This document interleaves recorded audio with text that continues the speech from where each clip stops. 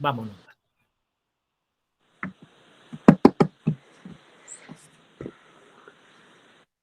¿Ah? ¿Damos? Sí. Hola muchachos, vamos a tener un tema de conversación muy interesante hoy, que es el comportamiento hidrológico de las masas forestales en la zona centro-sur de Chile, a cargo del doctor Pizarro. ¿Ya?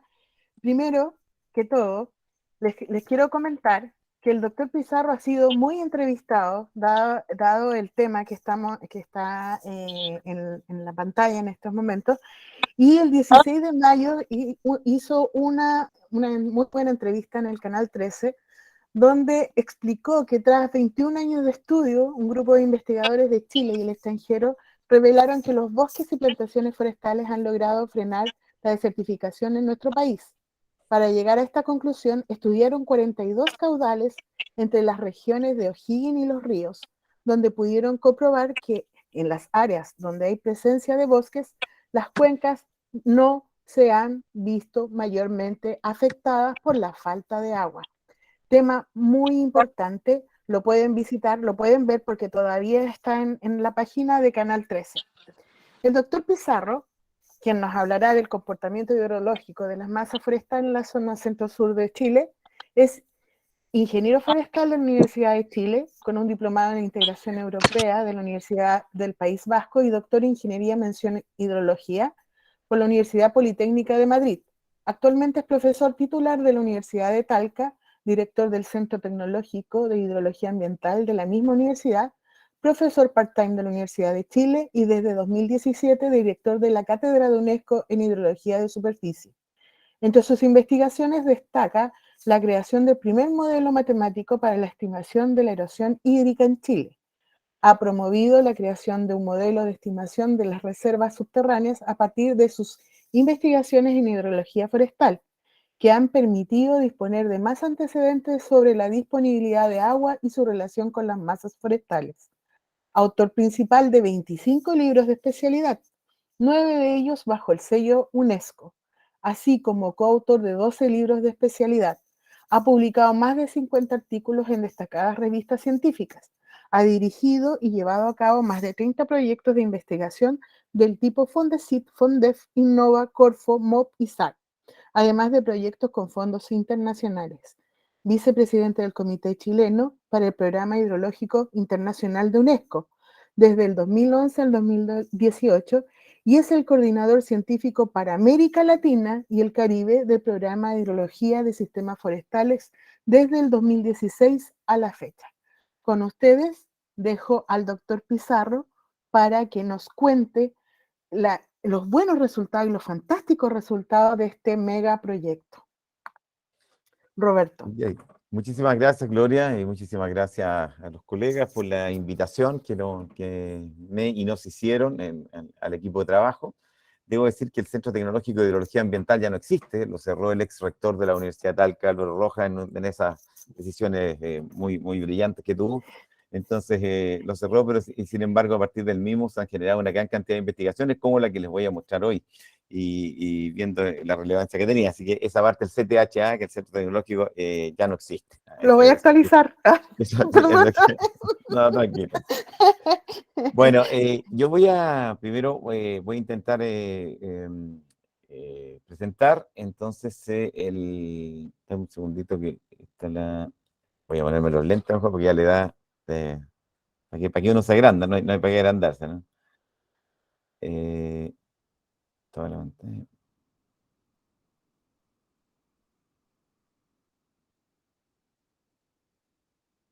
Ahí se está viendo, ¿no? ¿Ahí sí? Sí, se ve bien. Perfecto. Bien, como les decía, nosotros estamos trabajando y esta investigación ha sido una de las primeras que es resultado, que se acopló a un proyecto bastante grande. Por un lado tenemos la cátedra UNESCO en hidrología de superficie, que tenemos el orgullo de decir que es la única en Chile en estas materias, que a la cual UNESCO París le dio su bendición. Y en conjunto, entonces, ahora se ha sumado el proyecto CENAMAD. El proyecto CENAMAD es un proyecto de la ANID, de la Agencia Nacional de Investigación y Desarrollo, que es sus siglas son básicamente el Centro de Excelencia Nacional para la Industria de la Madera, y que lo que pretende es terminar con edificios de 15 a 20 pisos en madera, de favorecer la construcción en madera en un país que tiene una emisión importante de gases de efecto invernadero, donde podríamos estar incluso fijando carbono, agregando valor.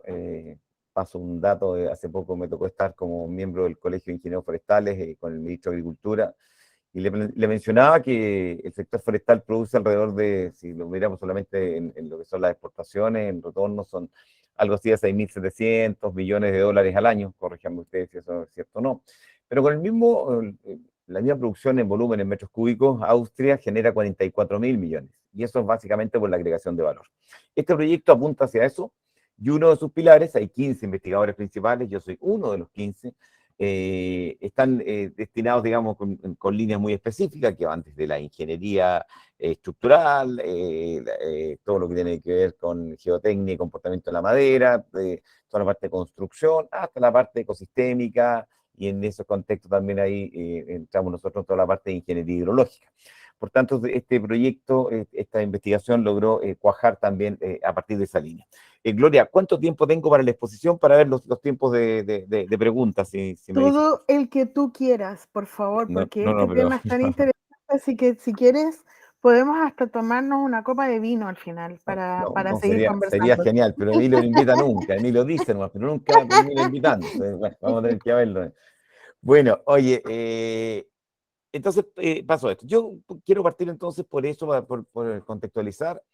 También decirles que en esto se fueron tomando la posta muchos investigadores, como esto partimos en el año de 2013, se partió con este estudio, cuando éramos todavía Centro Tecnológico de Hidrología Ambiental, y bueno, estaban ahí personas como el doctor Pablo García Chelsea, que es de la Colorado School of Mines, que es uno de los investigadores que estuvo ahí, pero se sumaron otros investigadores también de la Colorado School of Mines, de la Universidad de Arizona, de Rodrigo Valdés, que también ha estado presente, y otros investigadores nacionales, incluso de la Universidad de Chile, de la Universidad Tecnológica Metropolitana, y debo decir con mucho orgullo que muchos de ellos son discípulos nuestros y que están desperdigados en distintas instituciones de educación superior del país.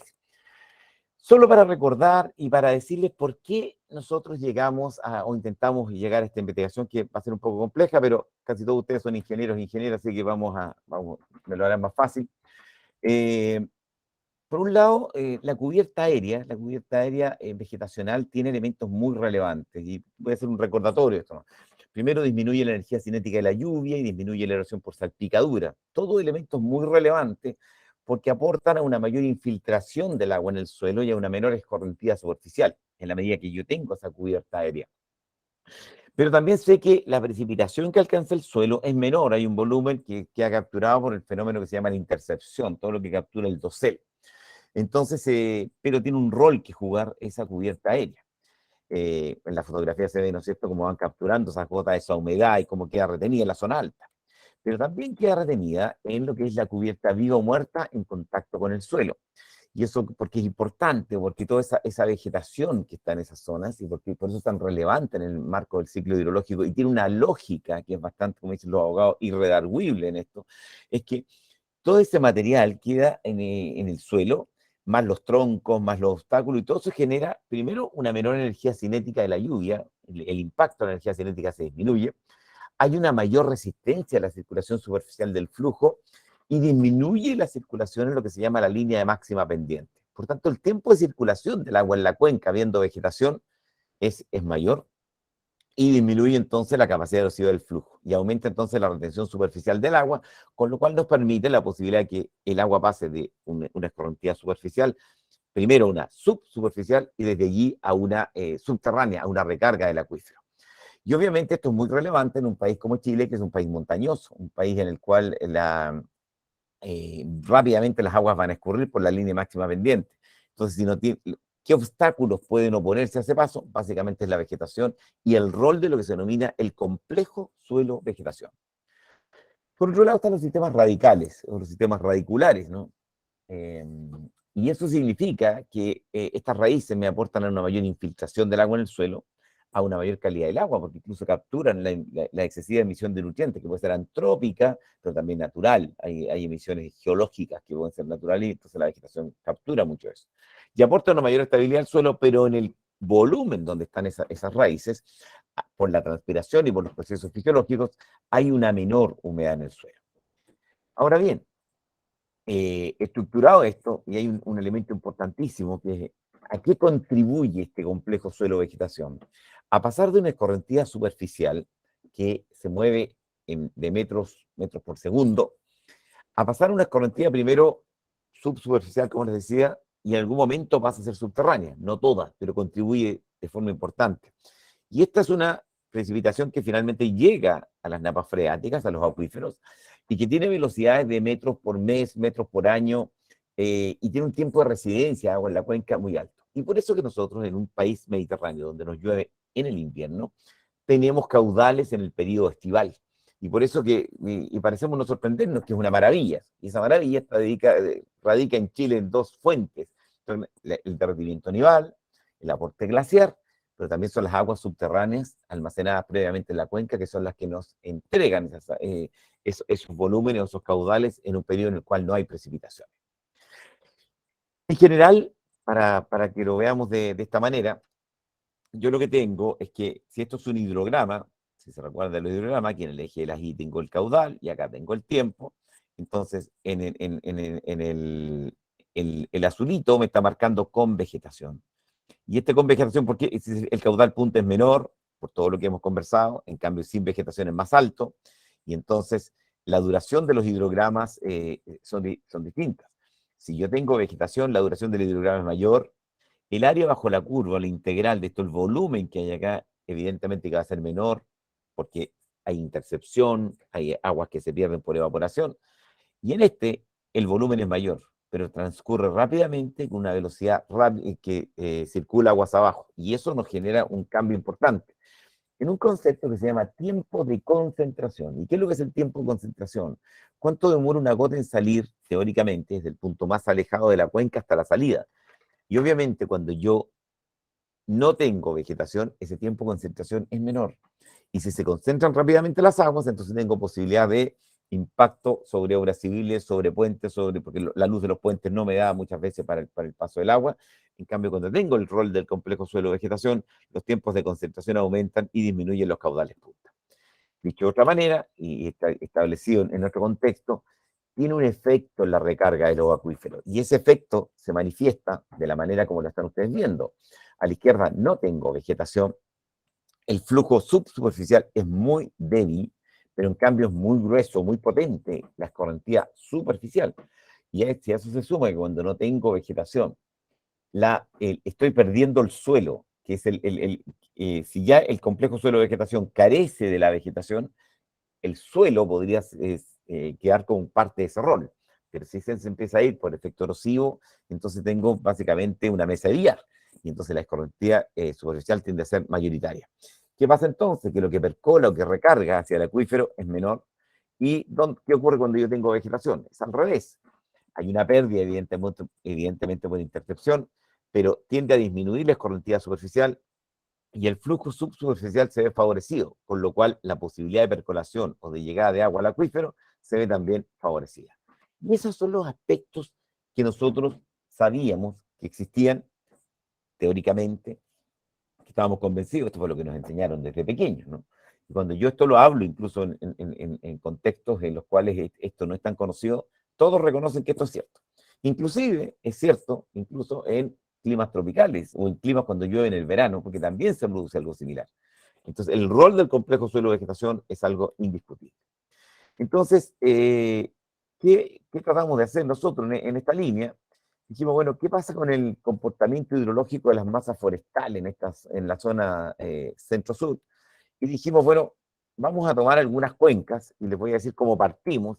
Tomamos algunas cuencas que eran desde la región del Maule hacia el sur, que tuviesen, por un lado, masas forestales, y para ver cómo incidían esas masas forestales en el comportamiento de los caudales de los ríos que allí podíamos nosotros analizar. Esto debo reconocer que fue un elemento que se nos planteó incluso por Jaime Salas, exdirector regional de CONAF. Él era director de la única vez que la CONAF ha tenido una unidad que se llamó de hidrología forestal, que me pareció un acierto, y como todo acierto demoró poco, y después ya no estuvo nunca más. Pero él nos pidió un estudio y ahí partió toda esta intención en el 2013. Entonces empezamos a buscar, a seleccionar cuencas. Y bueno, fuimos a las cuencas de la Dirección General de Aguas, donde afortunadamente tenemos muchos amigos y que nos empezaron a ayudar, que tuvieran al menos 20 años de registro. Decíamos desde el 93 al 2013, les voy a mostrar la primera parte del proyecto y después lo que ha sido este último paper que acaba de salir en la revista Sustainability. Y tratamos de que fueran en cuencas que tuvieran poca o nula intervención antrópica, es decir, que fueran ser lo más prístinas posible para ver cómo se comportaban, situación que después vimos que no era tan cierta. Teníamos que ver también algunas que tuviesen intervención, y tomamos algunas más grandes. Tenían que ser estaciones por lo menos que tuviesen 20 años de registro, de 15 hacia arriba, ya considerando 15 hacia arriba, que ya eran con 20. Nos determinó que algunas zonas no tenían esos datos y hubo que ampliar la base de datos hacia el norte, y llegamos entonces hasta la región de O'Higgins por el norte y hasta los lagos por el sur. Y esto nos dio entonces que tuvimos que empezar a buscar esas cuencas que tuviesen años de registro. Ahí tenemos algunos ejemplos. Por ejemplo, en la cuenca del Rapel teníamos subcuencas que eran, por ejemplo, Claro en Hacienda Las Nieves. En el Mataquito teníamos Mataquito en Licantén, o Upeo en Upeo. Todas eran estaciones fluviométricas, que obviamente tenían el dato, que eso era lo relevante, y la misma estación fluviométrica se constituye en el factor de salida, en el exutorio, salida de una subcuenca. Por tanto, ahí íbamos teniendo una serie de unidades, y algunas cuencas eran con de régimen pluvio-nival, es decir, funcionan con lluvia y con nieve, y otras eran pluviales, especialmente las de la cordillera de la costa. Y así se nos fue dando este proceso, como les digo, hasta lo que fue, por ejemplo, la cuenca del Río Bueno, con algunas, por ejemplo, hasta una última cuenca que teníamos era Coihueco, antes de la junta con Pichicope. Y todos son datos oficiales de la República de Chile. Pero también teníamos que ver cómo teníamos la proporción de uso del suelo, y para eso usamos el catastro de CONAF, que estaba establecido más o menos hasta el 2014. Entonces fuimos cruzando el diseño, más o menos cómo se comportaba la masa forestal, si había masa forestal nativa, masa forestal exótica, y también cultivos agrícolas. Y la idea era ir viendo cómo esto se comportaba de la mejor forma, pero tuvimos que agrupar. Conforme al catastro, hubo que agrupar lo agrícola en todos los puntos que ven ustedes ahí. No era tanto lo que nos importara lo agrícola, pero sí teníamos eso, el bosque nativo, que estaba en todas las 5 subdefiniciones que están ahí puestas, y también después las plantaciones, que las agrupamos en lo que es la plantación de arbustos, y también plantación joven recién cosechada, en lo que por lo menos esos eran los esquemas o subdivisiones que mantenía CONAF. Desde esa perspectiva, entonces empezamos a trabajar, y fíjense, se nos dieron varias cuencas que fueron bastante interesantes.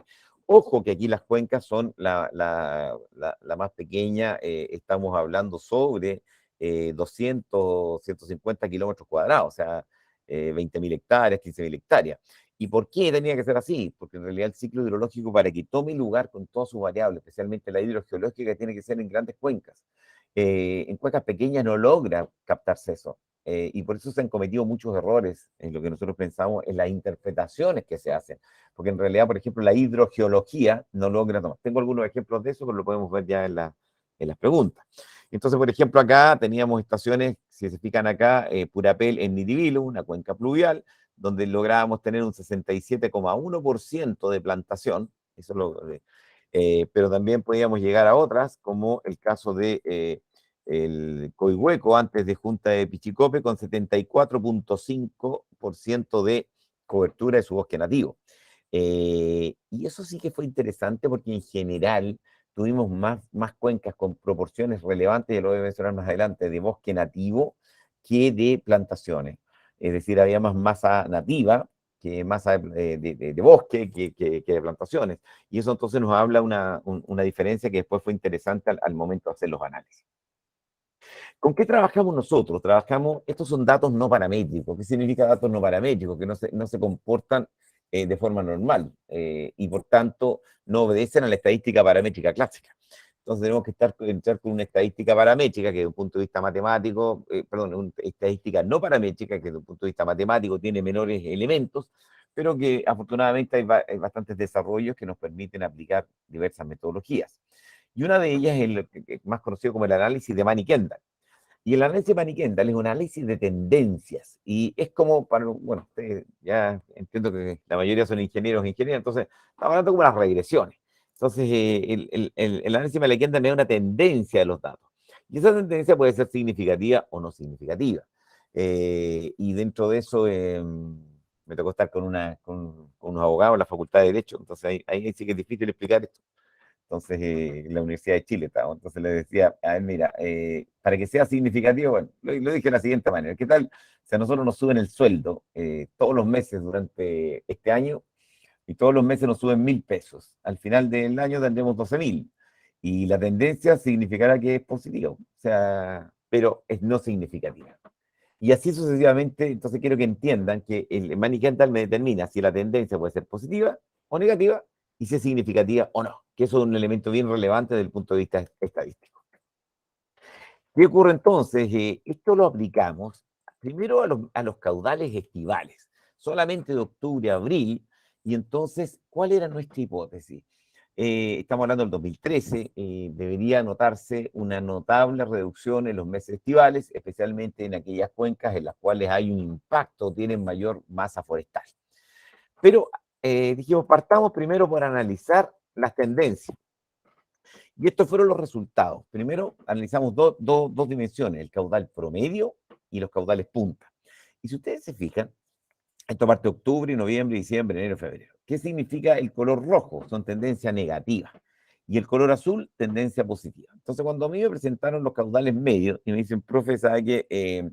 En octubre, las tendencias de las 42 cuencas, prácticamente 36, ya no me acuerdo cuántas, son tendencia negativa. Uf, claro, uno dice, justo se está iniciando el periodo de crecimiento de las masas vegetales, especialmente masas boscosas, y obviamente si en octubre tengo esa proporción de tendencias negativas, entonces en noviembre debería tenerlas con mayor razón. Y entonces empezamos a ver, y si ustedes se fijan, miren acá, vimos esto, ¿no? Esto dijimos, esto se va a repetir. Y entonces cuando nos fuimos a noviembre, aquí hay algo raro. Subieron las positivas. En diciembre se mantuvieron las positivas. Y aquí sí que esto era raro. En enero, no solamente es que bajaron las negativas, sino que las positivas superaron a las negativas. En febrero se volvió a producir un poco lo que teníamos antes. En marzo, igual, igual. Y en abril, cuando se supone que ya la vegetación, bajaron las temperaturas, está entrando en receso, ya no va a consumir tanto, la proporción es mucho mayor que en octubre. Y a nivel anual, pues, eso también se repite un poquito para los caudales punta. Pero nos llamaba la atención enero, porque enero, ¿por qué se da esa situación? Si se supone que ahí están con un mayor consumo. Bueno, empezamos a pensar entonces que esto podía deberse a que en enero podía haber un mayor derretimiento, podía ser un derretimiento glaciar, donde correspondiese, glacial, o el nival, lo poco que iba quedando el nival, pero inmediatamente surgió una respuesta. Entonces parece que el tipo de uso del suelo no incide mucho en esto, porque si incidiera, el tipo de uso, el tipo de vegetación que hay, estarían consumiendo toda esa agua que está produciéndose de más. Y se dio que no era de esa manera. Y esto fue todavía más drástico cuando empezamos a ver, bueno, ya está bien, son tendencias negativas, pero ¿cuántas de esas son significativas? Y empezamos a ver que eran muy pocas. Ustedes se fijan en el caso, por ejemplo, del caudal promedio, se dice, mire, las tendencias positivas significativas del total son 15 y las tendencias negativas significativas en total son 21, pero estamos sumando más de 200 y tantas. Es decir, hay algo aquí que no calza. Es decir, está bien, pero las tendencias son todavía, no son significativas y hay algo que no nos está funcionando. Y eso entonces nos llamó la atención. Y bueno, lo llevamos incluso a ciertos elementos. Y dijimos, veamos la tendencia de los caudales medios. Y dijimos, tomemos básicamente los meses, sí, En los meses significativos, las tendencias solamente son el 12,2% en el caudal promedio. En el caudal máximo, las tendencias significativas, 16,7%. Es decir, hay algo aquí que no funciona. Es decir, si fuese así, y si las masas forestales estuviesen respondiendo a esto, deberíamos tener un comportamiento distinto. Y lo que más nos llama la atención es que cuando vemos los meses, no son los meses de octubre, noviembre y diciembre, fíjense, claro, son mayoritariamente algunos negativos, como yo les mencioné anteriormente, pero los significativos eran muy pocos. Es decir, lo más significativo estaba acá, entre marzo y principalmente abril. Y en abril las masas forestales tienen un rol menor. Por tanto, hay algo que aquí no funciona. Algo que aquí no está logrando ser explicado. Y lo mismo pasa en el caso de los caudales punta o caudales máximos. Entonces, desde esa perspectiva, empezamos a ver que aquí había algo que no funcionaba. Pero dije, bueno, hagamos una relación. ¿Qué relación? Como tenemos 42 cuencas, yo puedo tomar para la cuenca 1, en el periodo que estamos analizando, que es del año 93 al 2012, 2013, el primer periodo que analizamos, analicemos el valor de Manny Kendall. Manny Kendall tiene un valor que puede ser positivo o negativo, sobre el eje de la X o bajo el eje de la X. Entonces, realicemos lo siguiente, es lo que les voy a mostrar ahora en una gráfica. Primero dijimos, ¿qué pasa con el bosque nativo? Entonces, si ustedes se fijan, en el eje de las X, yo tengo la proporción de cobertura. ¿Se acuerdan que les hablé que había una cuenca que tenía como 70 y tantos por ciento de bosque nativo ahí en Río Bueno? Ahí está. Es la misma. ¿Se fijan? Esa es la que está ahí. Pero esa cuenca que está ahí tiene un valor de la pendiente de Manny Kendall, el valor que puede ser positivo o negativo. Todas las pelotitas que son azules, son no significativas. Los valores amarillo, verde, ya empiezan a ser significativos. Pero ¿cuál es el detalle? Que mientras más masa nativa tengo mucho valor negativo, tendencias negativas acá. Y aquí también hay algo que no nos está calzando. En noviembre como que mejora algo, pero es raro porque no se va dando. Acuérdense, cada una de estas pelotitas es el valor de la tendencia de Manny Kendall, o sea, es como el valor de la regresión, si es positivo o negativo, y muchas por abajo, sin ser significativas. Y no necesariamente, a mayor masa forestal, masa nativa, se daba un mayor valor del Manny Kendall. Es decir, había un valor que no calzaba mucho. Incluso a nivel anual, andan todos casi por bajo. Si yo veo caudal promedio contra bosque nativo. Entonces digo, bueno, veamos el caudal promedio de estas 42 con las plantaciones. Y aquí se empezó a ver algo que nos llamó la atención. Muchas de las plantaciones, se fijan que son poquitas las plantaciones que tienen por sobre 30%. Se fijan, miren, esto es importante. 1, 2, 3, 4, 5. Entonces se fijan ahí, sobre 30, o menos son 5 solamente. La gran proporción en las plantaciones están acá abajo. Y es en proporción de superficie. ¿Por qué es importante? Me voy a retroceder. Se lo voy a meter. Porque en el bosque nativo sobre 30 hay varias. 1, 2, 3, 4, 5, 6, 7, 8, 9, 10, 11, 12, 13, cerca de 15. Y eso nos da una distribución mejor para el análisis matemático-estadístico. Entonces acá teníamos pocas. Pero así todo se da, fíjense este detalle que llamaba la atención. En la medida que yo crezco en la proporción de plantaciones, la tendencia va de, fíjense, aquí está el cero, va hacia arriba, ¿no? Más o menos, sí. No es que sea lineal, ni hay una relación uno a uno, no. Se va dando algo, ¿ya? Y eso nos dijo, aquí hay algo raro. Fíjense que en enero, miren los valores positivos, significativos, incluso que algunos están por acá, pero que tendría que ver quizás con los deshielo o con otro aspecto que no estamos ahí considerando. Y eso nos señalaba que esto había que considerarlo de distinta manera. Y vimos el uso agrícola, y claro, y en el uso agrícola sí que hay una tendencia más a la baja. O sea, si están por acá, fíjense, es más o menos, pasaría más o menos así. ¿Se fijan? Es como... Y en el fondo, los males de todo este país lo tiene la agricultura, ¿sí? Está claro. Entonces, eh, bueno, podemos discutir eso. Pero esto tiene ciertas tendencias de caída. Entonces, cuidado. Parece que el uso agrícola está teniendo algo que ver aquí. Bueno, esto mismo lo hicimos con el caudal punta, ahora caudal punta, los caudales máximos, Y entonces, claro, se veía algo similar, quizá acá no con esa tendencia, aquí sí que se veía algo como que subía, otro que se mantenía, etcétera.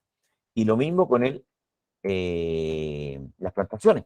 Las plantaciones marcaban un poquito más esa subida si lo mirábamos así.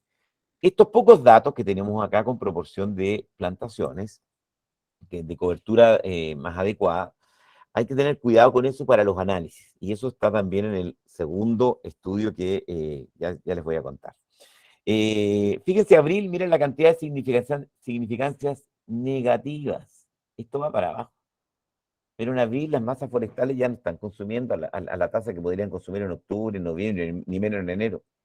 Es decir, en abril hay otro factor que está jugando. Y quizás es que se ha extendido el periodo de riego y estamos gastando mucha agua en riego, excesivamente, según mi parecer, y sin tener claro cuáles son los aspectos que aquí se están trabajando. Bueno, también lo digo para el uso agrícola, y el uso agrícola ahí sí que habían, si se fijan, algunas podían alguna tendencia, pero si lo queremos ver, veámoslo entonces con el término coeficiente de correlación, el correlación de Pearson, que conocen ustedes, el R, ¿no? Y dijimos, hagámoslo, este análisis lo hizo la doctora Claudia Sangüesa, y entonces empezamos a ver, ¿qué tienen los valores? Y en general, miren, el bosque nativo tiene valores negativos para octubre de correlación. Y también tiene, pero en los caudales medios. El agrícola también negativo, ahora son valores bajitos. Eso tenemos que tenerlo claro. Acá también casi todos en octubre son negativos, ¿ya? Pero es interesante que los valores más altos en algunas partes lo tiene en diciembre el uso agrícola, alguna relación, o 0,42, pero tiene que ver también con que hay un uso y hay agua que se están aportando a la agricultura y que tienen que ver, pueden jugar ese rol. Ahora, para que lo tengan claro, en términos de R cuadrado de coeficiente de determinación, este valor ustedes lo tienen que elevar al cuadrado. Por tanto, pongamos 0,4, al cuadrado nos da 0,16. Dicho de otra manera, el uso del suelo nos está explicando en más de un 16% la variación total de los datos. Eso es lo que me dice el R cuadrado. Los distintos usos del suelo nos explican en más de un 16% el comportamiento de los datos. Eso entonces nos dejó, bueno, hay otro análisis que hicimos después con otros, yo estoy haciendo una síntesis para que podamos después conversarlo y no quiero entrar tampoco en detalles tan matemáticos, pero que se entienda.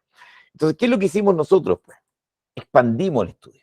Y la expansión fue hasta el 2016, o sea, tomamos 4 años más. Y agregamos además los caudales mínimos. ¿Qué pasa con los caudales mínimos? Se incorporaron otros investigadores, los investigadores de la Universidad de Arizona, que ya estaban en la primera etapa, los de la Colorado School of Mines, que estaban también en esa etapa, y bueno, y se definieron grupos de cuencas en función de la cobertura. O sea, dijimos injusto hacer esto a las 42 cuencas en conjunto, porque en realidad hay grupos que habría que estructurarlos de una determinada manera. Y esto entonces, ¿qué hicimos? Estimamos lo que se llama la pendiente de Sen y los indicadores de variación de caudal y cobertura. ¿Qué es lo que es la pendiente de Sen? Es decir, nada más, si se fijan ustedes, yo tenía los valores de Mann y Kendall, ¿no? Cada valor de Mann y Kendall era positivo o negativo, que me da la tendencia. Yo tomo el conjunto y me da como la regresión de los indicadores de Mann y Kendall, la regresión, o sea, es como que esa es la pendiente de Sen. Es decir, me toma el conjunto y dice, oiga, ¿cómo anda la pendiente de las 42 cuencas? ¿Está funcionando o no está funcionando? Hicimos análisis de correlaciones y el bootstrapping, que es una técnica estadística que me permite hacer millones de combinaciones. Aquí llegamos, en algún momento se llegó a más de 100.000 combinaciones, en las cuales se podían tomar datos y colocarlos de una manera, de otra, etcétera. Entonces, cuando estábamos viendo lo que es la conformación de los grupos, hay que tener cuidado, fíjense, bueno, esto está en inglés, pero si se fijan, por ejemplo, una cobertura alta de plantación forestal, solamente teníamos 5, ¿se acuerdan que se los mostré? Entonces eran poquitas. En cambio, una cobertura alta de bosque nativo teníamos 15. Y eso es un punto importante a la hora de los resultados. Después fuimos colocando, mire, si la cobertura está de 0 a 4,9, cuántos. Tratamos de ver, sí, claro, y los números, bueno, los números nos daban más. Por ejemplo, aquí en una cobertura muy baja de plantación forestal, que va hasta 5%, 17 cuencas. Entonces, hay un número mayor, pero con muy poca proporción de plantación. Que empezamos a ver que en general, con respecto a la cobertura nativa, que los he visto que a veces hay discusiones acá de lo que está, yo conversaba, más que conversaba, leía lo que planteaba Leonardo Araya, y creo que ahí hay un trabajo que pudiera ser muy interesante, pero a ser publicado en una revista, porque cuando se publica en una revista, desgraciadamente, es la forma de decir que una cosa es verdad o no es verdad. Pero a nivel macro, la mayoría de las cuencas muestran variaciones positivas en términos de que las coberturas nativas y las plantaciones han ido creciendo a nivel país. ¿Ya? Pero su efecto no tiene tanto peso, especialmente porque estamos tomando cuencas bastante grandes. Y debe ser así. Ahora, ¿qué pudimos ver? Fíjense que estos son los meses estivales. Entonces aquí tengo, por ejemplo, los caudales promedio, los promedios mensuales. Entonces aquí tengo octubre, noviembre, diciembre, enero, febrero, marzo. Se fijan acá, los valores en rojo son negativos y los valores azules son positivos. ¿Y cuál es una cosa interesante? Que cuando tomo todo el conjunto, los valores positivos son mayores que los negativos. Y en el periodo estival, este es el periodo estival. En cambio, en el periodo invernal, las tendencias son medias negativas. Ahí podemos explicar por qué, porque además que la masa forestal ahí tiende a no tener un rol tan importante, excepción hecha de que trata de recargar. Pero también es cierto que hemos estado en la década más seca desde que se tiene memoria, esta mega sequía. Y eso también nos habla de un periodo de baja aportación de agua a los ecosistemas. Y eso entonces es otra variable que también acá tiene que entrar a jugar. Y entonces empezamos cuando correlacionamos las coberturas forestales y la variación del caudal, ¿qué cuestión nos dio muy interesante? Que si yo combinaba plantación y bosque nativo, ahora, ¿se acuerdan que recién tenía plantación y bosque nativo separados? Ahora los juntamos. Cuando los juntábamos, fíjense los valores del R que empiezan a dar. Y aquí tienen el valor promedio en una unidad de caudal, y acá tienen, fíjense los valores, el coeficiente de correlación 0,6, 0,73, 0,64. Es decir, esos valores que estaban muy pequeños recién, subieron notablemente. Estamos hablando del periodo estival. En el periodo invernal, como que hay algunos cambios, algunos son negativas. Y eso nos habla de que hay una relación virtuosa, este conjunto de mosaico, a veces que se habla en que si tenemos bosques y tenemos plantaciones, y donde podemos tener una apuesta país que nos da una opción en esta línea, que no es infinita en tanto y en cuanto tengamos periodos de sequía como los estamos teniendo, porque el rol del complejo suelo-vegetación es regular, pero regular cuando ha caído algo. Si no cae nada, esto se transforma en un desierto igual. Y entonces, hicimos también por grupos de cuencas, fuimos colocando, y se vio que en general, esto es bastante difícil de explicar, pero yo se lo voy a explicar así más global, que cuando yo tenía solamente las plantaciones, las correlaciones eran más negativas, especialmente cuando tenía en el periodo invernal.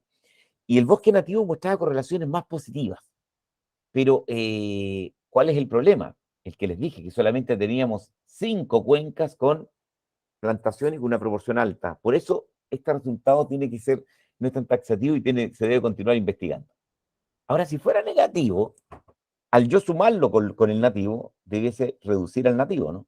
Y no lo redujo. Por el contrario, lo incrementó. Y eso habla de una relación virtuosa. Por eso estamos tan seguros de lo que estamos diciendo. Entonces, en los meses secos, la contribución de agua en las cuencas con mayor área de bosque mixto, o sea, nativo dominante y de las plantaciones, nos da un componente muy potente, más que los meses invernales, que insisto, esto tiene que ver con otro componente aparte. Y si se fijan, aquí se hicieron intervalos de confianza, aquí tienen los coeficientes de correlación, aquí tienen todos los bosques nativos. Fíjense, miren, las plantaciones no hay ninguna, ni siquiera que se acerque al cero, ¿se fijan? Aquí están miren, acá, ¿ya? Incluso en el bosque nativo hay algunas ahí que pasan el cero hacia abajo. Y aquí hay una relación sinérgica que obviamente hay que seguir investigando. En ciencia no hay nada escrito en piedra, tenemos que irlo desarrollando. Las grandes conclusiones fueron primero con respecto a la primera parte del estudio, que que 2/3 de la serie de datos analizadas del total tendían a la baja, pero solo el 7,1% en los caudales promedio eran significativas. Y al alza, un 5,1% eran significativas que subían. Ahora, si suben porque se está derritiendo un glaciar, eso es otro cuento, pero significa que está respondiendo a otras variables hidrológicas y no tiene que ver con el uso del suelo, en este caso con el uso forestal. Ahora, con respecto a las tendencias, el caudal punta fue algo similar, solamente el 10,2% son significativas que van a la baja, pero al alza 6,5%, y esas solamente son significativas, todas las demás no significativas. Por otro lado, veíamos que si comparábamos periodos, vamos a saltar eso porque quiero llegar a esto, al 2016 nosotros estábamos diciendo que del análisis hecho a estas 42 cuencas se demostraría que no es posible afirmar que el uso del suelo el que está marcando las tendencias de producción de agua en las cuencas. Hay otras variables que están acá incidiendo. Y tienen que ver con el mismo comportamiento de las precipitaciones o el cambio de las demandas de agua por parte de usuarios endógenos o exógenos a la cuenca. El incremento en agricultura ha sido brutal, pero brutal en nuestro país. El comportamiento hidrogeológico de las cuencas también es algo muy concreto. Las extracciones de aguas superficiales y subterráneas, y muchas ilegales, que ni siquiera se conocen. Y eso no está, y además que este país vive del agua. Es decir, tenemos el agua representa al menos el 60% del Producto Interno Bruto del país, 60%, la minería el 15%. Entonces, bueno, está en eso. Y les puedo dar una noticia ahí también que se va en la Facultad de Ingeniería Forestal de la Universidad de Chile. A partir del próximo año se empieza a dictar la carrera de Ingeniería en Recursos Hídricos. Vamos a formar hidrólogos e hidrólogas por primera vez en Chile. Bueno, con respecto a la segunda parte del estudio, todo este análisis estadístico matemático que les mostré, las cuencas donde predominan las plantaciones muestran tendencias negativas en el verano y positivas en invierno. Había algo ahí distinto. Pero son muy pocas las cuencas donde están las plantaciones y que tengan proporciones importantes de masa forestal para hacerlo representativo. Y esto entonces nos habla que hay que tener cuidado con eso. El bosque nativo tiene un impacto positivo en la escorrentía al interior de las cuencas. Ahora bien, vuelvo a la conclusión que ya adelantaba recién. Si yo entonces le sumo las plantaciones, al bosque nativo debería bajar los valores, y no es así. Los valores más importantes los encontramos justamente en lo que dice la número 5, es que la combinación de bosque nativo con las plantaciones tiene un efecto muy positivo en la escorrentía de las cuencas. Incluso este efecto es mayor que el del bosque nativo por sí solo. Y por tanto, la gran conclusión que también surge es que es muy relevante buscar el punto de equilibrio entre la cobertura nativa y la exótica para proteger nuestras cuencas, proteger el suelo, que es el gran capital que tenemos que proteger, y también producir madera en forma sustentable, y eso lo hablo desde el punto de vista como ya investigador del proyecto Senamad, donde hay una apuesta porque 700.000 viviendas en Chile en este momento es nuestro déficit, y donde la madera puede ser una opción interesantísima de rápida construcción, con características de sismicidad mucho más seguras que otros materiales, y además sin contaminar y fijando carbono. O sea, fijando incluso lo que se llama la contribución chilena, el NDC o a las metas de las COP y todo lo que significa los esquemas de cambio climático.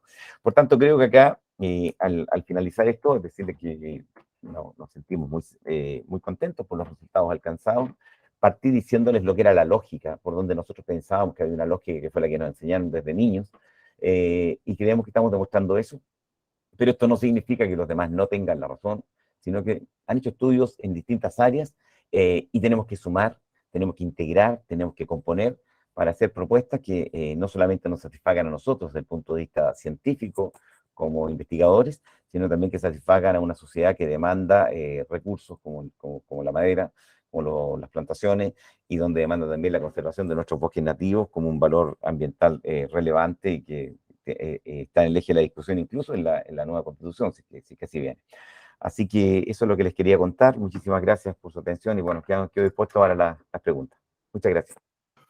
Gracias a ti, Roberto, te pasaste. La verdad que un aplauso de mi parte y espero que todos piensen lo mismo porque es una tremenda demostración de la importancia de nuestros bosques y las plantaciones. Yo quiero, bueno, primero que todo hay un cordial saludo de parte de Adolfo Hernández para ti, gran investigador, dice. Emilio tiene una pregunta, dice, consulta, ¿cómo se sistematiza la información hidrográfica, climática, geológica, geomorfológica, hidrogeológica y de vulnerabilidad obtenida principalmente de estos estudios con los que maneja la DGA? En la región existen en total 12 cuencas hidrográficas, 2 cuencas principales correspondientes a la cuenca del río Tata y a la cuenca del río Biobío. Bueno, la información con que nosotros trabajamos siempre es la información de la Dirección General de Aguas. Y desde que entraron ahí los ingenieros forestales han mejorado mucho los datos, nada más. Son nuestros estudiantes que están ahí. Pero es verdad, había ellos están haciendo un esfuerzo bastante importante. Yo creo que es una de las instituciones que además todos los gobiernos ofrecen que le van a colocar más lucas porque saben lo relevante que es con respecto al agua y no lo logran hacer. Pero ahí están los datos, está la información. Entonces, la sistematización con respecto a caudales, calidad de agua, derechos de agua, todo eso está en la Dirección General de Agua, incluso con retraso en algunos casos. ¿Ah? Otras informaciones están en otras áreas, por ejemplo, en el Sennagiomín, por ejemplo, riesgos de remoción en masa, y hay que ir a buscar, hay que empezar a buscar en otros. Cuando lo queremos ligar con la economía, hay que ir al Banco Central. Entonces, lo que pregunta Emilio es la sistematización de los datos, principalmente hidrológicos, los tiene la DGA, más la Dirección Meteorológica de Chile, en todo lo que significa el marco meteorológico. Y otros hay que buscarlos en otros lugares. La CONAF, por ejemplo, tiene en otros lugares. O sea, por ejemplo, un detalle que yo siempre decía que me llama mucho la atención. ¿Por qué nuestros parques y reservas nacionales no están llenos y no están monitoreados? Y deben tener las estaciones principales, ¿no? Son los esquemas más prístinos que tenemos y sobre los cuales podríamos tener información muy valiosa. Entonces yo creo que ahí también nos ha faltado unas líneas de cooperación que puedan ser interesantes.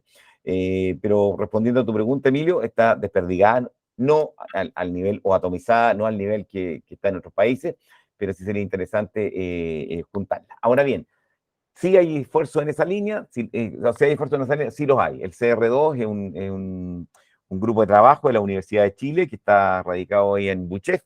Ellos también tienen, uno puede acceder a mucha información que ellos colectan, pero básicamente la fuente es la DGA y la Dirección Meteorológica de Chile.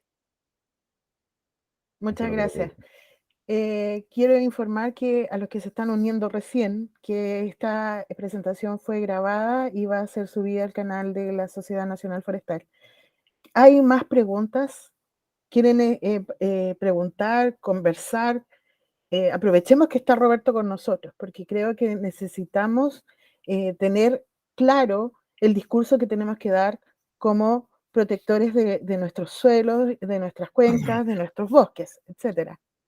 ¿Hay alguien que quiera hacer consulta?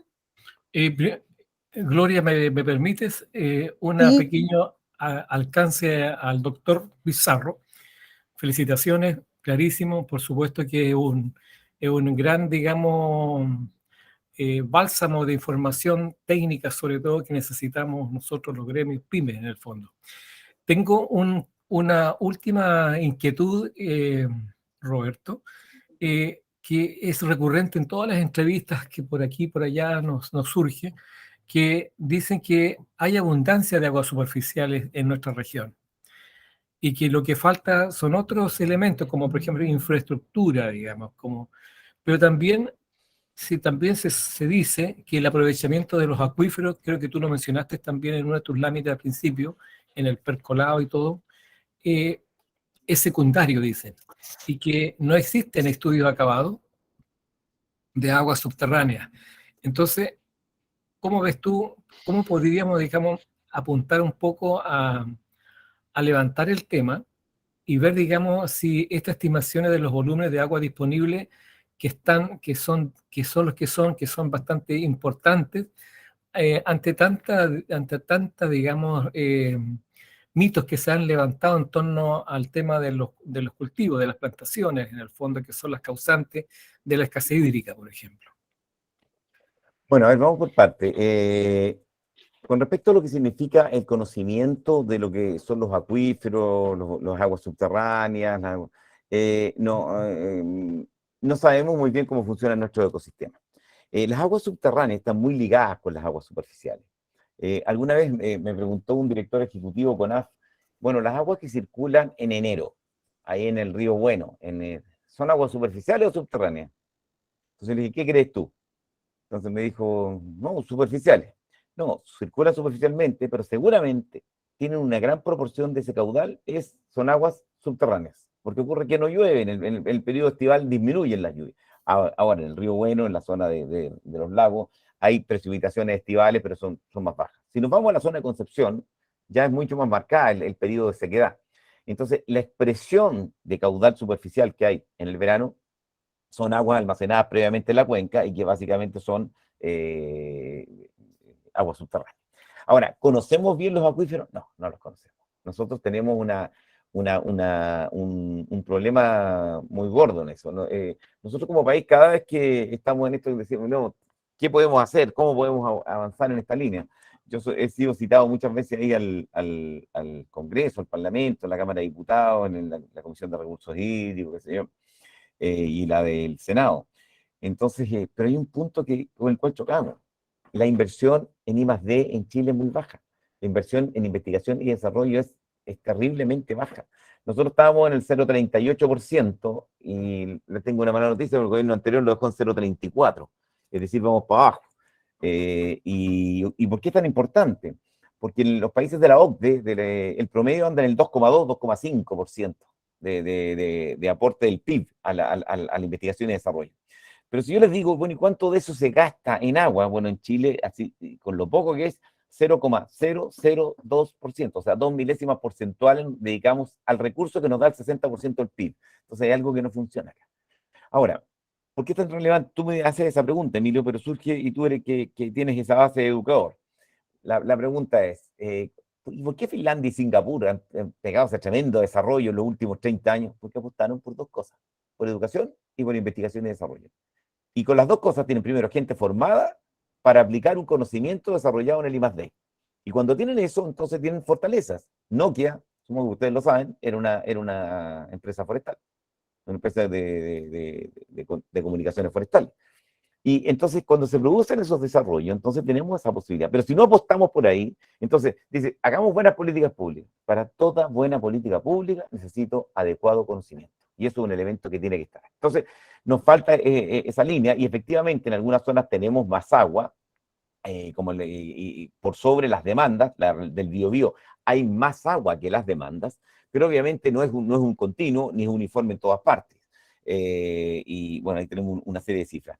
Y lo segundo que tú o sea, planteabas relativo a que cómo abordar todo esto, yo creo que hay que tener ahí también una apuesta y propuesta que tiene que ser de conjunto.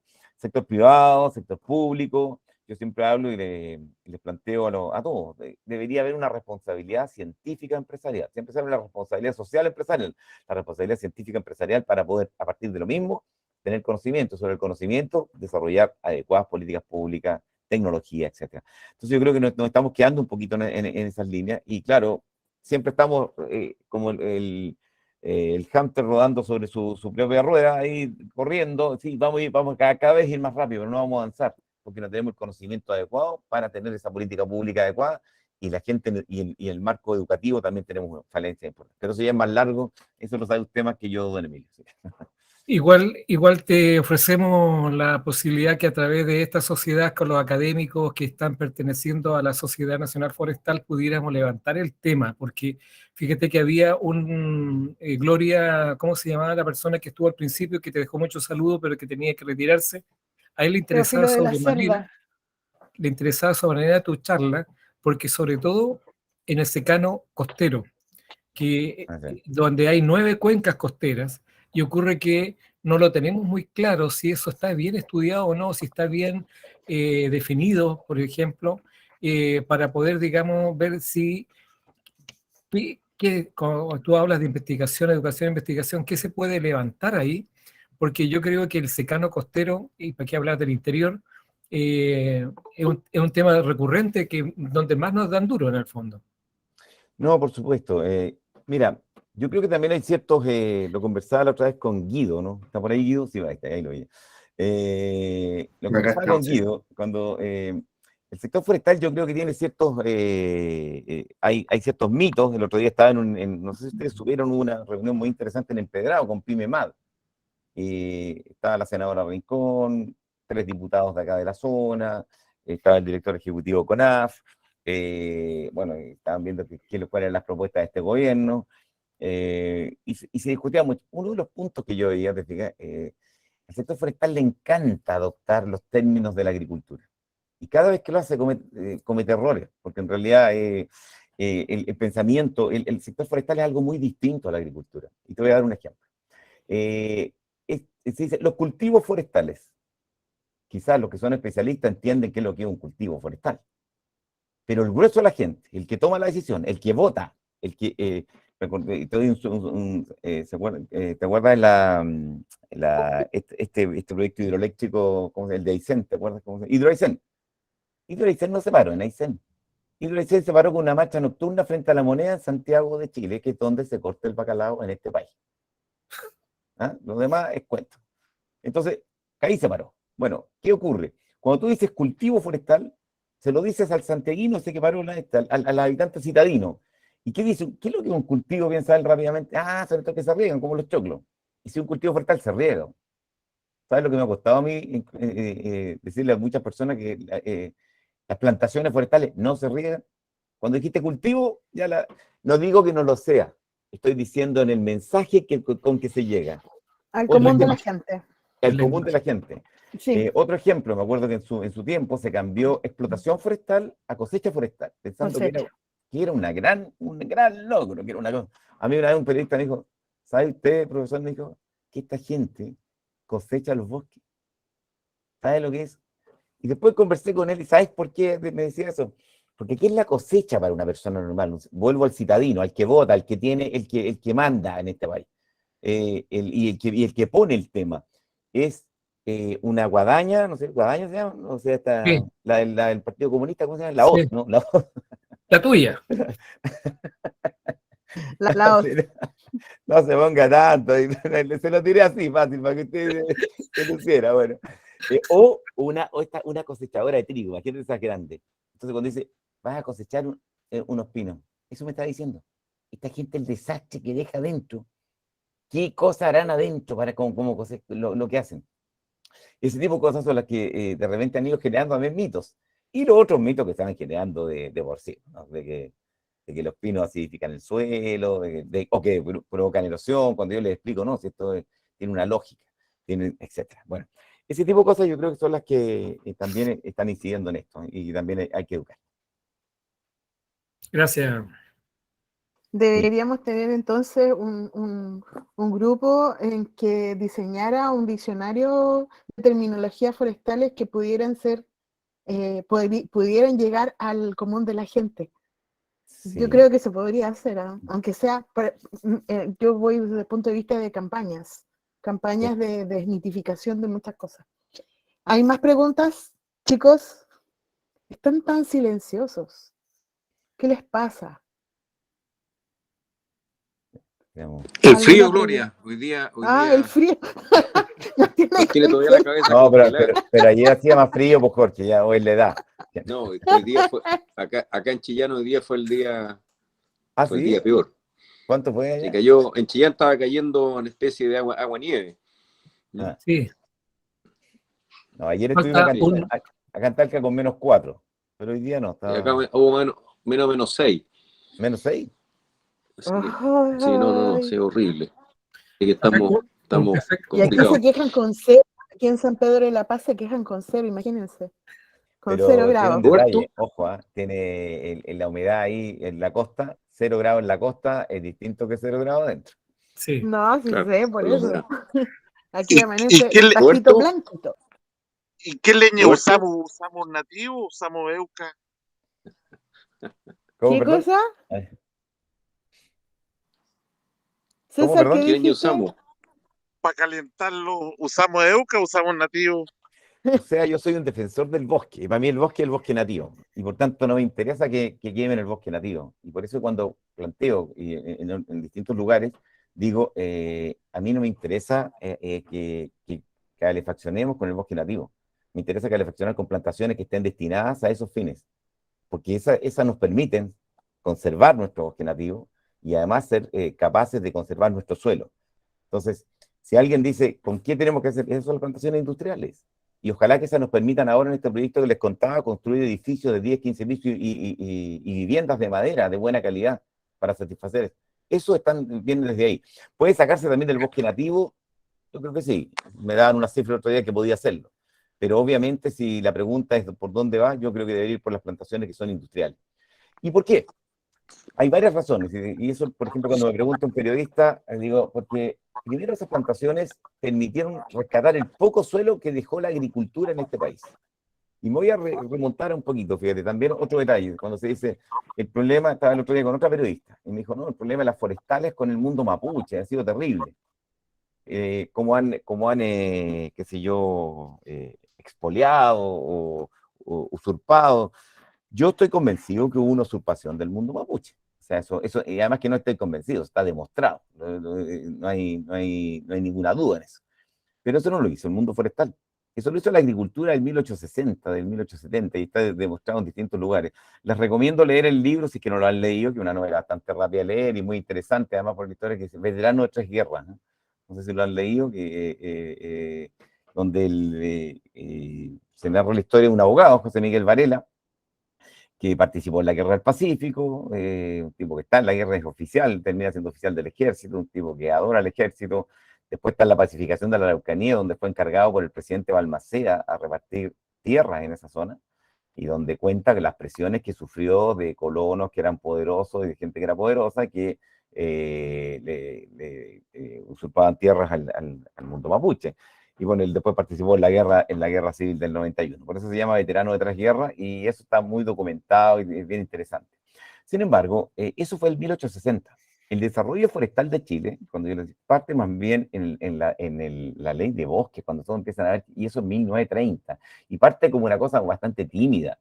Y en realidad el desarrollo forestal chileno parte con la Corfo. Obviamente hay un impulso privado que viene del lado de CMPC, pero el impulso de Corfo viene muy fuerte en los gobiernos del presidente Frei Montalva y del presidente Allende. De hecho, el presidente Allende tiene una frase que alguna vez se la conversaba a Emilio Uribe, y la comenté también en una entrevista que me hicieron, no sé si en Televisión Nacional, que era, el presidente Allende tenía una frase que decía, hagamos de la madera un segundo sueldo para Chile. Y eso habla de una situación que era la apuesta Estado, o sea, de todo el conjunto por el sector forestal. Pero eso con el problema mapuche tiene una diferencia de más de 100 años. Es decir, nunca el sector forestal estuvo involucrado en el conflicto mapuche. Heredó un conflicto que viene de... Entonces yo creo que hay que diferenciar eso, porque pareciera que esa relación lineal no se ha sabido defender. Y yo creo que ahí está. Ese es un primer punto. Un segundo punto que yo creo que hay que saber defender en esta línea, que necesitamos esa madera para, como decía yo, para satisfacer los déficits habitacionales, para satisfacer la energía, para agregar valor, lo que les di, el valor que tiene Austria de agregar valor y llegar a 44.000 millones de dólares, es una cosa que es muy distinta, y yo creo que ahí hay un punto que es medular, y hay que saberlo tener. Un tercer elemento es que esas plantaciones salvaron el poco suelo que había de una agricultura que devastó a este país. O sea, las fotografías que muestra Elizalde en su libro La sobrevivencia de Chile, o otras más que me hizo llegar en su momento Michel Esquerré, que es el presidente de PIMEMAD.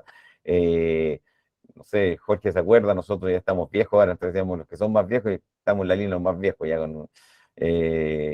pero con Jorge nos traían desde la Universidad de Chile, me acuerdo acá, a la región del Maule, o a la sexta región, y eran unas cárcavas de decenas de metros, y eso ha sido recuperado, o por lo menos hemos salvado el suelo que estaba ahí, y eso significa un capital valiosísimo. De hecho, el otro día yo decía que el ingeniero Pino ha sido un ingeniero, pero espectacular. O sea, imagínense, vinieron los incendios, y el problema que tenemos ahora es que tiene todo cubierto como un pasto. Y lo que tenemos que hacer es sacar algunos para dejar otros y manejarlos. Y eso, obviamente, yo no soy de la línea de silvicultura, pero los ingenieros del área sabrán cómo hacerlo. Pero un problema bonito, o sea, no se me fue el suelo. Y ahora, pues, entonces, esos yo creo que son aspectos en los cuales hay que defender, destacar y prometer que el rol del bosque nativo es uno que es muy valioso, y el de las plantaciones también es otro también muy valioso. Y termino con una cosa, un dato que me dio el profesor Cristian Estade de la Universidad de Chile. No me pregunten qué pajarito es, ¿eh? Pero es un pájaro chileno, de la fauna, de la avifauna chilena, y me dice, 3 de cada 4 de esos pájaros nacen y mueren en plantaciones de pino. O sea, también las plantaciones han aportado a la biodiversidad y a la conservación de nuestra fauna. Esos también son aspectos que hay que salvarlos, rescatarlos y tenerlos en presente. Sí, sí, de hecho hemos visto en muchas plantaciones una diversidad muy, muy grande, tanto de fauna como de flora. Y no, es bastante interesante el tema. ¿Más preguntas, chicos? Profesor, todo lo que indicó los últimos 3 minutos, ¿por qué estamos en el año 2022? ¿Lo saben muy poco aquí en Chile eso? Primero porque yo creo que el sector forestal se ha defendido muy mal. Y cada vez que se ha defendido lo ha hecho pésimo. Di algunos ejemplos recién. Yo en realidad estoy trabajando con el sector forestal de no hace mucho. Yo en realidad siempre estuve, les doy como anécdota, el día martes tuve una reunión el lunes, perdón, una reunión con el ministro de Agricultura, el Colegio de Ingenieros Forestales. Yo fue la segunda vez que iba al Ministerio de Agricultura, no lo conocía, no sabía dónde estaba el Ministerio de Agricultura. Pero si me pregunta por el del frente, que Obras Públicas, lo conozco todo. Entonces siempre estuvimos trabajando más en ese. Y por tanto, desde allá se veía el rol importantísimo que tenía el sector forestal, pero yo creo que el mismo sector forestal nunca se supo defender bien. Y todos estos elementos que hemos dicho, desde estos términos no tan acuñados, con Guido Focacci en algún momento, hace pocos días lo conversábamos, la comunicación no ha sido la más eficiente. Ustedes saben que hay algunas empresas, el caso de Arauco, que está donando derechos de agua, o sea, dentro de sus plantaciones hay fuentes de agua y las están donando o traspasan el derecho al uso a comunidades cercanas. Eso no lo hace nadie. Entonces yo hablaba con periodistas la otra vez del mostrador y contaba esto y me decían, oiga, pero sí, ¿por qué no lo dicen? Entonces, no sé qué me preguntó, y lo único que leo que dice proveedor Angol. César se llama. César. Entonces, César, lo que pasa por ahí es que entonces yo creo que tiene que haber una política de buena información de lo que se está haciendo. Hay una desinformación de nosotros mismos. Yo alguna vez me tocó estaba en una zona y vi dentro de unos pinos, oye, era todo café y todo así en pleno invierno. Dije, oh, se está secando todo, qué terrible lo que están haciendo. Estaba de lejos, sí, porque me van a echar unas tallas después. Entonces, como estaba de lejos, me acerqué, iba en la carretera, iba manejando, pero se veía todos café. Dije, oh, qué terrible cómo está quedando esto. Y los pinos, habían unos pinos verdes, pero todo eso café al medio. Bueno, no eran pinos, eran zonas buffer de bosque nativo al interior de plantaciones. Y yo no sabía que existían esas. Y cuando lo he contado, me dicen, sí, sí la hay. Y nadie las ha difundido, ni siquiera nosotros. Yo les digo, las descubrí anteriormente. En algún momento descubrí, por una cuestión de que ver, estábamos haciendo un diseño, César, de una evacuación de aguas lluvias, y vi que había muchos pinos caídos. Entonces pregunté qué había pasado, el viento. Ay, el viento y lo despacha tan rápido. No, que tienen las raíces muy superficiales, pero este suelo es profundo. No, es profundo, pero tiene mucha agua. Ay, ¿qué le pasa? No, pues el pino con el agua se muere. ¿Cómo? El pino con agua se muere. Si el pino se está bajo agua y inundado, se muere. Eso ya está, fíjate, se va a caer, está amarillo. Esto fue, te le estoy hablando, hace no más de 8 o 10 años. Me tocó ir a Arauco a dar una conferencia. Y les dije, oye, ¿han visto pinos ustedes los pinos en la orilla de los ríos, así que estén chupando agua? Hubo un silencio así sepulcral, hasta que alguien me dijo, sí, yo. Dime dónde. Y después dijo, no, en realidad no. Pero el mito es que los pinos se chupan todo el agua. En cambio, tenemos lleno la desembocadura del Biobío de aromos, ¿no? Y nadie ha dicho nada. Entonces, Eso mismo te iba a preguntar.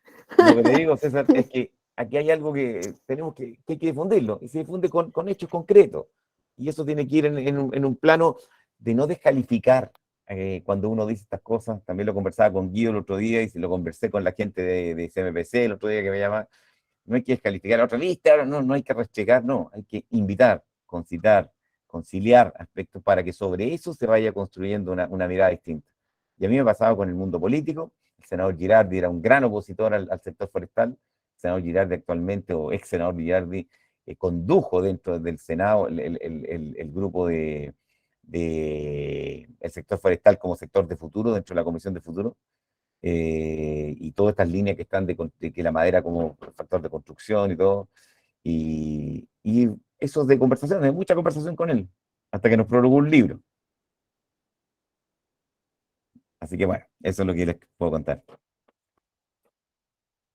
Lo último, profesor, le habla Sí. César Riquelme por acá, profesor, y de acuerdo a todo lo que usted ha visto, porque hemos visto conversaciones el año pasado, el año antepasado, y pareciera que es lo mismo, que hay que difundir, pareciera que todos los tenemos más o menos claros, pero usted, de acuerdo a todo esto, ¿cuánto tiempo más usted podría decir, ya, si en realidad en 6 meses más, si no andamos con bombo de fiesta explicando bien a la ciudadanía, bien a ese vecino, esto ya, ¿cómo podría decir usted ahí? O sea, yo creo que esa pregunta se la tienen que hacer ustedes mismos, ¿ah? Porque son el cómo están, pues yo creo, algo les he dicho, lo que yo pienso, lo que yo veo desde lejos, apostar por la ciencia y la tecnología, porque cuando uno tiene datos duros y publica en una revista de este nivel, por favor, ¿saben quién es uno de los investigadores que acaba de escribir esto, que está que tengo el honor de decir que está en mi equipo? Es David Scott. David Scott es un doctor sudafricano que fue el que le puso el impuesto a las forestales sudafricanas por el agua. Él está diciendo algo distinto en este paper acá en Chile. Y cuando uno tiene ese peso, no tanto por nosotros, sino también por él, mucho por él, entonces cae como losa, como una losa sobre... Entonces, investigar significa poner eso en valor y dar seguridad a la gente. Esto yo se lo he contado. Yo, por ejemplo, les puedo decir que soy muy amigo, que son mis abogados, de un constituyente, que es Roberto C. León, y su esposa, que es Mercedes Bulnes, que también es mi abogada. Y son fervientes defensores de las plantaciones y de lo que significa es decir, yo creo que hay que sumar aspectos que estén en el conjunto, diseñar una estrategia de comunicación que tiene que ser no atacando, sino invitando, conciliando, demostrando. Y eso pasa por una actitud que tiene que es positiva y que tiene que concitar además apoyos de distintos sectores, con distintas miradas políticas, sectoriales, económicas, porque en realidad de esa perspectiva todo el mundo la compra. El ministro de Agricultura, el otro día tuvimos una reunión y lo vi en una disposición muy, muy favorable al sector forestal. El actual ministro de Agricultura con este gobierno. Lo cual no lo había visto en ningún otro gobierno. Así que bueno, por eso Muchas creo que gracias, va por ahí. maestro. Comentarios en el chat, muchas gracias, muy interesante y relevante, desgraciadamente debo retirarme. Este fue Renato Sata, Roberto Bravo, saludos a Roberto Pizarro, siempre es un aporte. Hay que hacer esfuerzos para difundir las bondades del sector y derrumbar mitos. Debo retirarme. ¿Hay más preguntas? Oye, yo les querría pedir algo. Nosotros Dime. siempre estamos en el grupo de hidrología de sistemas forestales, que ahora estamos yendo hace poco tuvimos un curso sobre estas líneas a nivel de América Latina, 380 estudiantes. Es decir, hay un interés por el sector forestal en América Latina tremendo, desde el punto de vista de la energía, desde el punto de vista de la construcción, desde el punto de vista ecosistémico, entonces, un punto que nosotros mostramos y donde somos ejemplo es lo que éramos como país y lo que somos ahora. Entonces, esa fotografía que siempre se dice, la famosa fotografía del viaducto del Mayeco, antes y después, si se pudieran encontrar eso, Emilio, hazte un concurso al interior de la Sociedad Nacional Forestal. El antes y el después, que no necesariamente tenemos que remontarnos al tiempo de Varela o al tiempo de cuando se estaba construyendo el viaducto del Mayeco, sino a los años 30, 40, 50. Michel Esquerré tenía unas fotos, pero dramáticas. Si uno muestra eso y lo que hay ahora, y eso fue lo que alguna vez, conversando con Guido Girardi, dijo, no, estoy convencido. Entre un peladero y tener una plantación, no tengo ninguna duda que es mejor tener una plantación, porque a partir de eso podemos mejorar muchas cosas. Entonces, esa foto, hazte un concurso. Así podrían César aportar a esto. El concurso de Forestal Angol, o nota que no es Forestal Angol, de Proveedor Angol, ¿no? Sí, sí, Lo Forestal mismo ya. Angol, sí. Siempre los veo con la noticia de que están haciendo cosas. El concurso, el antes y el después. Y el antes es cosa de tener las fotos de alguna familia, alguien que vea cómo era en su sector, y pon la foto ahora, qué es lo que es. ¿Qué prefieren los chilenos? Y yo ese ejercicio lo hice ya hace más de 5 o 6 años en el Comité Chileno para el Programa Hidrológico Intergubernamental de la UNESCO, y todos me pidieron las fotos. Y a nivel internacional lo mismo. Ahí se demuestra el rol que ha tenido el sector forestal. Sí, sí, Y muchas gracias. Muchas gracias. gracias por la idea. Gracias. Sí, sí, anotado. Anotado. Y me las comparten después porque me sirven mucho a mí para hacer ese antes y después. Sí. Roberto, me llamas porque necesito un par de puntos abordar contigo. A propósito de Guido Girardi, que quiero ponerte al día de una actividad que tenemos programada. Ah, perfecto, ya pues. Muy bien. No sé si hay Muchas más gracias. preguntas, chicos. Muchas gracias, muchas gracias. Las palabras de Emilio para cerrar. Sí, mira, ya he metido harto la cuchara, pero de nuevo otra vez es un orgullo tener a nuestro colaborador y académico y científico, a Roberto.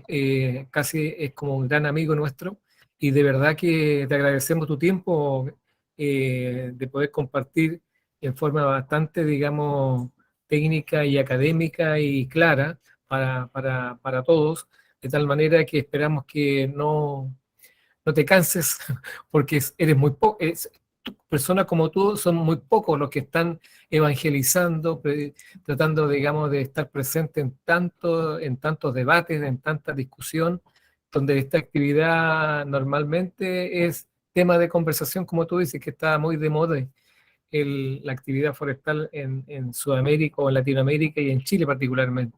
Por lo tanto, dar las gracias de nuevo, y sabemos que contamos con todo el, digamos, el bagaje de conocimiento, de experiencia, evidencias empíricas que tiene Roberto. Por lo tanto, muchísimas gracias por tu tiempo y por compartir en este conversatorio, Roberto. No, muchas gracias a ustedes, estamos disponibles y como lo dije al inicio, acuérdense que somos Universidad del Estado, así que la pagan ustedes. Así que no, tenemos que estar disponibles. Son nuestros mandantes, como lo hemos dicho, así que con mucho gusto.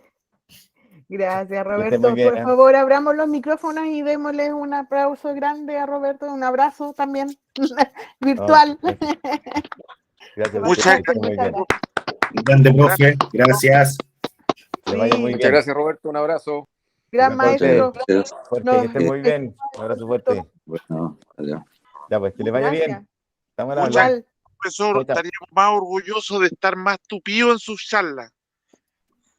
¿Cómo, perdón? No te entendí. No, profesor, orgulloso y muy contento y alegre de escucharlo, y estaríamos más contentos si fueran más tupidas las charlas para ir aprendiendo más el evangelio de este. No, se lo podemos ir haciendo, eso no es problema. Y además que el Zoom o el Meet nos permite esto. Estamos viajando también por este proyecto, por el Senamad, y también estamos, así que dentro de poco debería llegar el profesor Pablo García Chevesic, que también es, así que a ver si nos invitan para allá y en algún momento podemos hacer algo. La Corma nos está invitando también. Queremos irlo planteando, pero es que, como les decía, esto hay que irlo planteando muy tranquilamente, sin estridencia, sino con solidez científica y solidez técnica, convenciendo, invitando y concitando intereses. Y eso es lo que hay que tratar. Así que bueno, en eso disponible ya, así que cuenten con nosotros. Bien. ¿Habrá alguna Vale. tortillita por al lado de acá de Angol? Cordialmente por acá, ni un problema. No, pucha, yo pensaba en una silla de madera bonita y yo llevaba el vino. Bueno, pero Como era forestal, entonces... ¿para qué vamos a mencionar? Empecemos por la tortillita. Bueno, en realidad, partamos por algo. Manuel de Ya, Jais dice, gracias Roberto, siempre es muy grato escuchar de tus conocimientos y experiencias. Un abrazo. No, a ustedes, Muchas gracias a por su todos. generosidad. Que estén bien. No, cuídate, un gran placer. Cuídense. Vale, ya. Chao, que estén bien. Chao.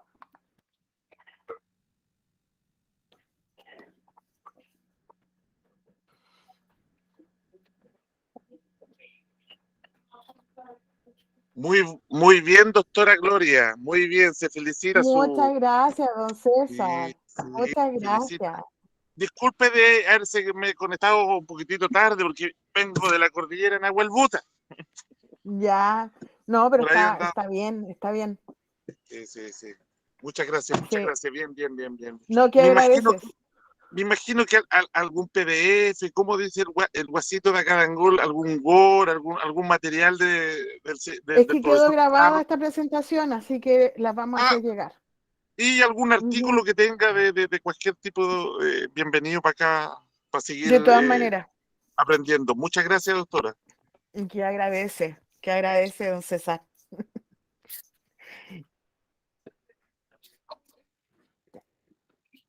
Chao. Chao, Manuel. Chao, que esté muy bien. Cuídate, ¿eh? Gracias. Igualmente, Gloria, que estés bien.